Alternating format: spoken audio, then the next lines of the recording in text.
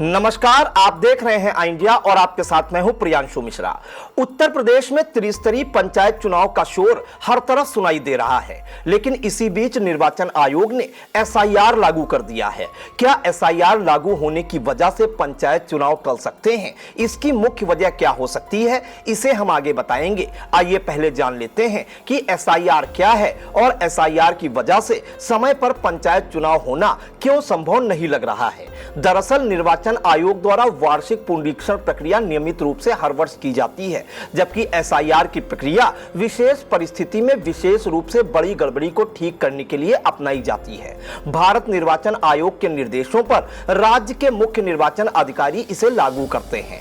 SIR प्रक्रिया को एक विशेष परिस्थिति में किया जाता है। इसका समय निर्वाचन आयोग तय करता है, खासकर उस समय जब कोई बड़ा चुनाव निकट हो। बात अगर एसआईआर के उद्देश्य की करें तो इसे मतदाता सूची में नामों की शुद्धता, नए नाम जोड़ना, काटना, सुधार करना और स्थानांतरण सुनिश्चित करना होता है। जब भी निर्वाचन आयोग को लगता है कि मतदाता सूची बहुत अधिक असंतुलित हो गई है, तब निर्वाचन आयोग द्वारा एसआईआर की प्रक्रिया को अपनाया जाता है।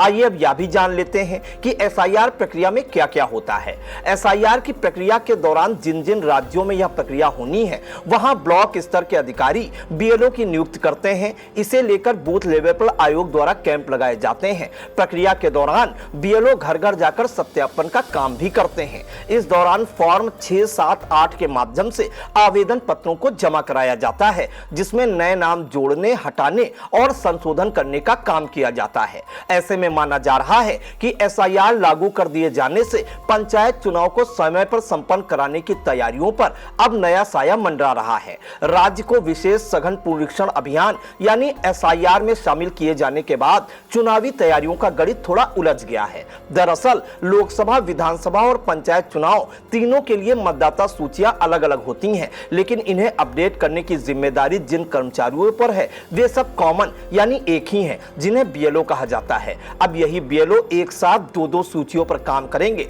तो काम का दबाव और समय दोनों की चुनौती सामने आ खड़ी हुई है। माना जा रहा है कि यूपी में त्रिस्तरीय पंचायत चुनाव अगले साल अप्रैल मई में होने हैं। पंचायत चुनाव के लिए इस समय 1 जनवरी 2025 के आधार पर मतदाता सूचियों को दुरुस्त किया जा रहा है। सर्वे का काम लगभग पूरा हो चुका है। अब एसडीएम स्तर पर डाटा की जांच और ऑनलाइन फीडिंग की प्रक्रिया चल रही है।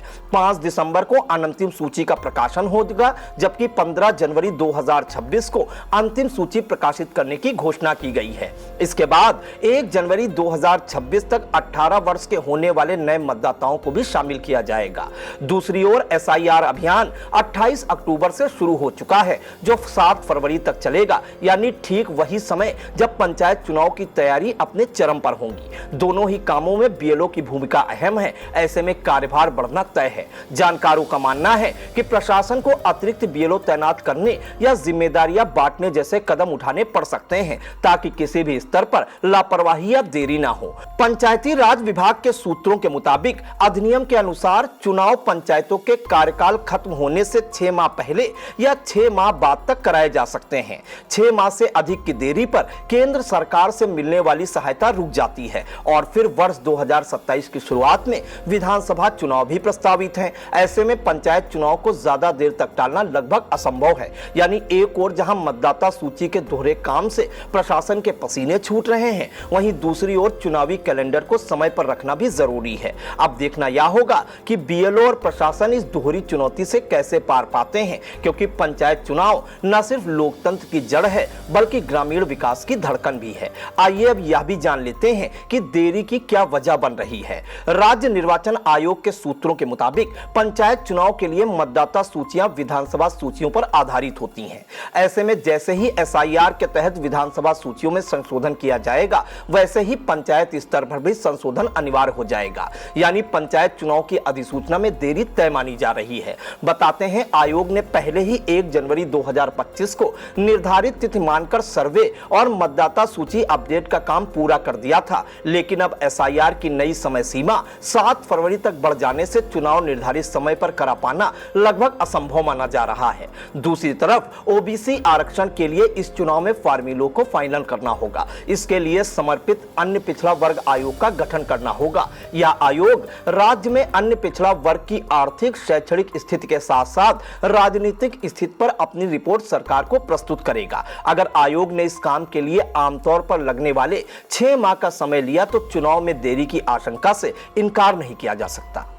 Sai Sanjeevani hospital, station road, Sitapur. Sitapur का पहला मल्टी स्पेशलिटी हॉस्पिटल, जहां आपको जनरल फिजिशियन, हड्डी रोग, स्त्री रोग, जनरल सर्जरी, नाक कान गला और न्यूरो के डॉक्टर उपलब्ध हैं। साई संजीवनी में आयुष्मान कार्ड धारकों का मुफ्त इलाज और टीपीए कार्ड धारकों के लिए कैशलेस सुविधा उपलब्ध की गई है। हॉस्पिटल में आईसीयू, वेंटिलेटर, बाईपैप व डायलिसिस की सुविधा भी उपलब्ध है। Sai Sanjeevani hospital, station road, Sitapur.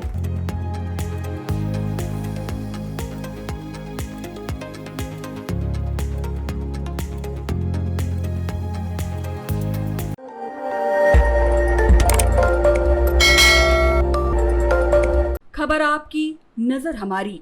देखते रहिए आई इंडिया।